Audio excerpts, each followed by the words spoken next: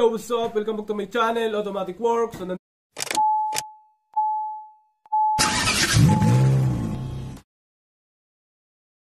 yo mga sir, may customer tayong Honda Civic BTEC. So ito mga BTI to. BTI sir, no? BTI. Tingnan natin kung anong problema. Ano year model nito sir? 98. So 1998. Maganda naman. Kaso ang problema, hindi pa natin alam. Sa unang checking natin, battery muna. Tingnan natin. Baka lost ground. So okay pa oh. Okay pa yung bili ni sir na ito.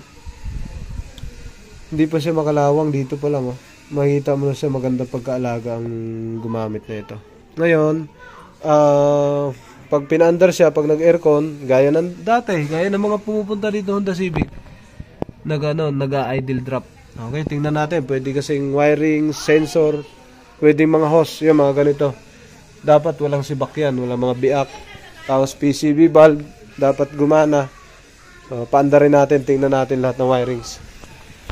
Yo, dito tayo sa loob. So ito yung loob niya, automatic siya mga sir. On natin susi. Pag on mo ng susi, yan, on. Check engine is on. Yan, umilaw ang check engine, namatay. Start natin. One click, andar agad. Kaso galaw ng galaw, namumutok. Yun, nag-check engine. So pag aircon tayo, on ang aircon, tak. One, yun na. Mamamatay na siya. Mataas ang idle pero pag ng aircon mamamatay-matay oh. Ayan oh, sobrang baba. Tapos sinisinok. Patay natin yung aircon. Nako po, tayo na, namatay na nga. Start ulit. Umandar, sobrang gaspang ng andar. Taas ng idle, yung check engine di nawala. Napakagaspang. Parang tumatama yung liner. Ano? Magaspang andar. Naka-automatic yung pan. Dito, galawin natin. So, walang problema. Dito, walang problema. Dito, wala din problema. Dito sa ilalim, sa PPS, ay ACB. Wala rin. Bunot tayo. Tumaas. Saksak. Nag-wild. Taas. Taas ang check engine. Dito okay rin. Ito okay din naman.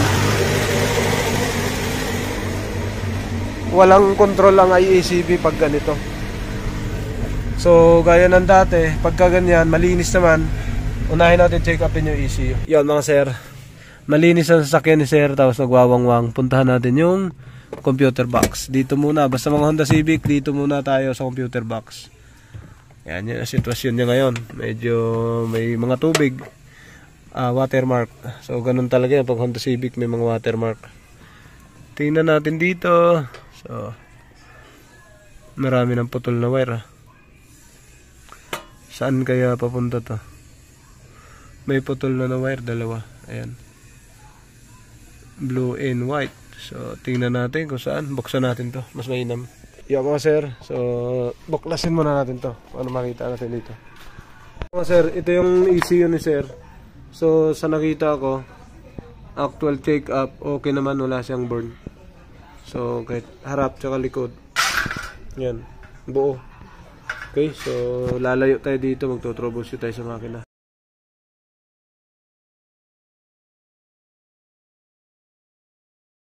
Yo mga sir, sabi ni sir, may sumingaw daw na malakas. So ang singaw kasi nito na malakas, pwedeng sa aircon. Pwedeng sa aircon, sisirit, mag-high pressure. Pwedeng naputukan ng hose. Ganito, yung mga ganitong hose. Tapos yung sa PCB, yung ganitong hose. Ayan, pwede ito. Nakalagay sa kanya, ganito. Okay naman, parang walang sumingaw.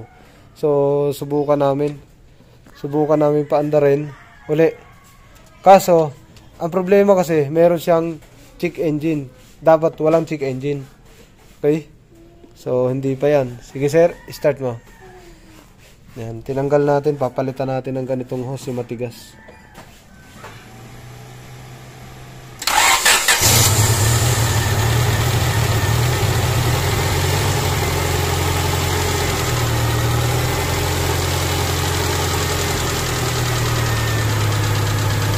tingin ko mababa idle, tapos yun.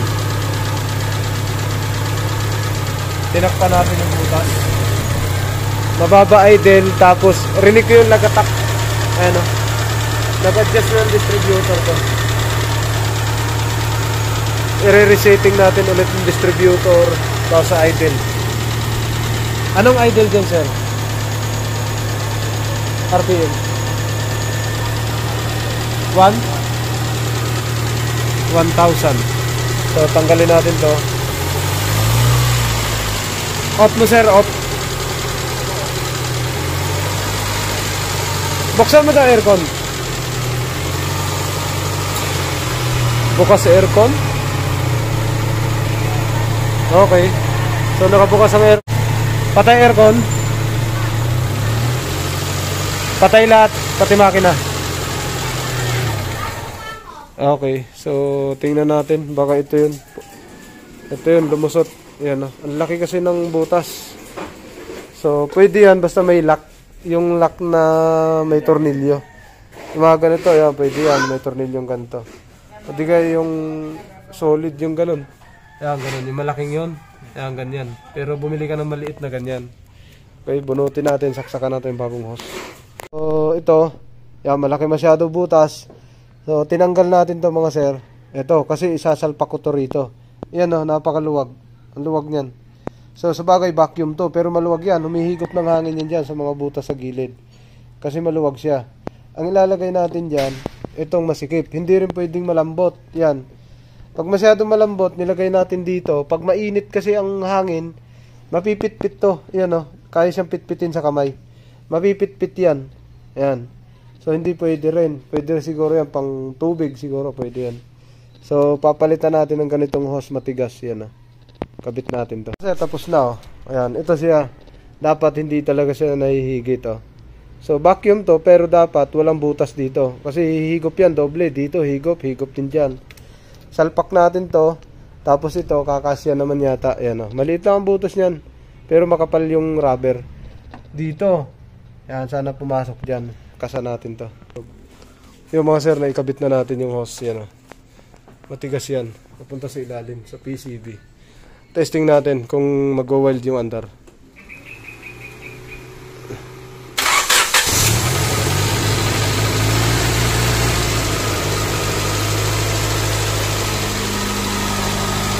Taas pa rin.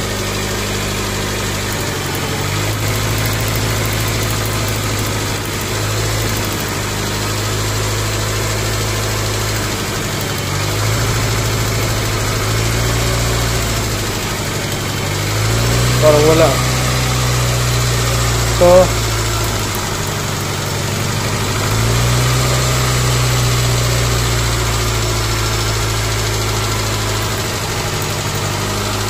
taas.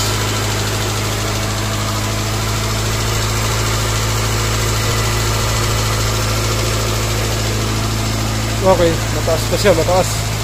So magbubukas ako ng IECB or mag-adjust pa ako nito. Yung mga sir, magbaba tayo dito. Yan ang tanda nung una. Yan, adjust natin, ikot konti. Saka maugong. Halata. Sagad na oh. Wala. Ang pangit ng ano. Ang pangit ng... Putol ba tambotyo mo?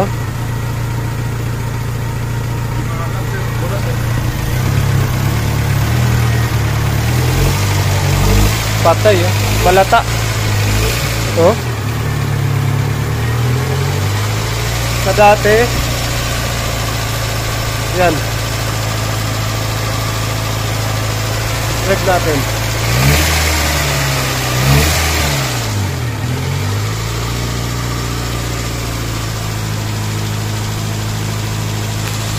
Sir, binuksan ko na, hindi na ako nakatiis. Binuksan ko na yung throttle body ni sir. Yung sa may daanan dito ng bala. Ayan, ito. Medyo madumi. Ayan, pero tingnan natin yan mamaya. Dito sa ACB. So malinis naman ang throttle. So hindi gaanong ano yan, throttle, butterfly lang naman to. Tapos ito, map sensor. Tapos dito sa ACB. Dito tayo mag-focus. Sa ACB, so medyo okay din. Pero dito sa ano, magnetic, medyo talagang matindi yung dumi niya yan. Tapos, yan na. Yeah, matindi dumi na yan. Dumi talaga yan. Pure na dumi yan. Tapos hindi na siya naiikot. Yan na. So, subukan natin kung kaya natin tawasin to. Linis lang lahat. Lilinisin natin. Pati yung doon sa makina. Lilinisin natin lahat. Tapos na nalinis natin yan. Gumanda pa lalo. Tapos nakita nyo ikot kanina.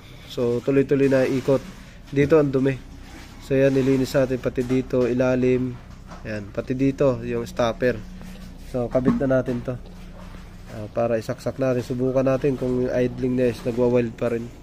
Tapos na. So, malinis na lahat. Pati map sensor. Yan, nalinis na natin. Tapos, throttle body, ay ACB syempre.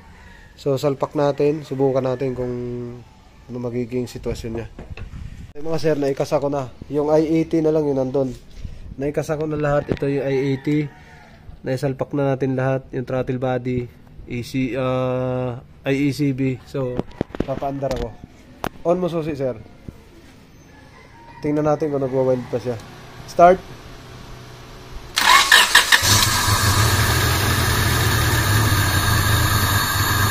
Sobrang palyado. Mababa pero palyado.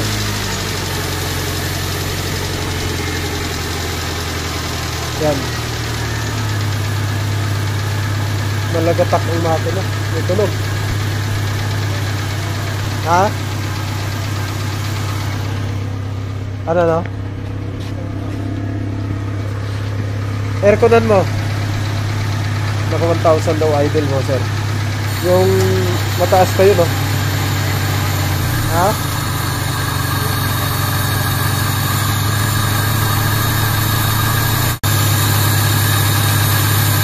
Ayan, kakabit na lang yun. Taas, oh, walang aircon.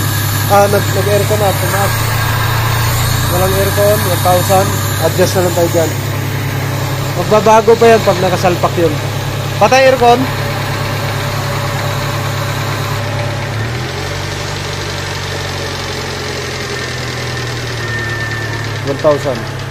Lagatak. Malagatak, sir. Tingnan natin sa distributor kung ano. Malagatak siya, oh, rinig. Oh.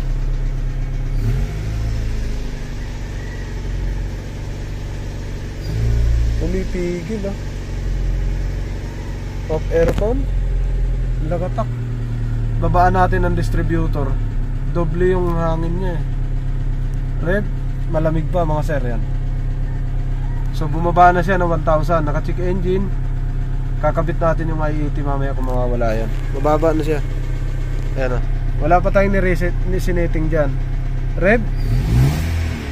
Malata. May hinga. Pag may hinga, sobra sa taas ng hangin yan.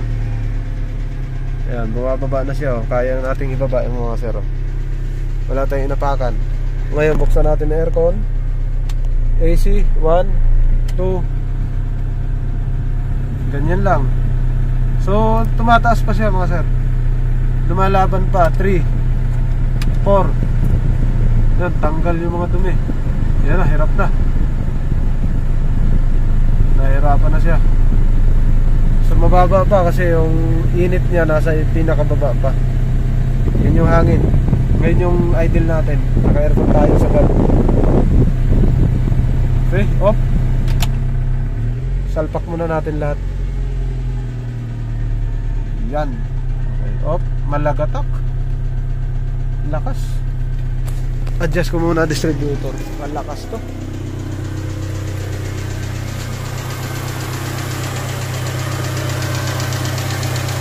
Sa idling mataas siya masyado.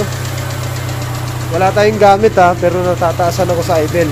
Kakabit ko lang yan para makapag-suffocate ako. Hindi siya lalakas. So tanda ko gumagana i-ECB kasi nagpa-power dito. Sumisipol. Okay, kabit natin. Yan mga sir. So dito yung pinakamataas na idle, yan o. Yung guhit na yan o. Yan o. Yan ang normal na stock nung dumating. Yan, yung tapat na yan. Malakas talaga siya, maugong, hindi nababawasan. Kaya usod natin ng konti yan mga sir. Saka malagatak ng makina. Narinig na rinig ko, oh. Parang kailangan tune up eh. Oh, rinig. Adjust natin ng konti. Oh? Rinig. Yan. Yan, merong pangalawang tanda. Pero hindi ko alam kanino yan. Ito pa. Pwede pa nating ibaba ng todo. Yan. Yan, mababa na yan. Wala nung typewriter pero hindi dapat na tune up siya doon.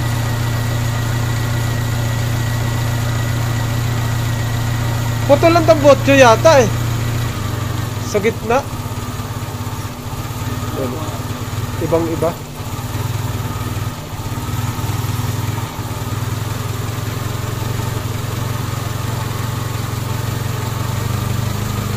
Gumagalaw yata.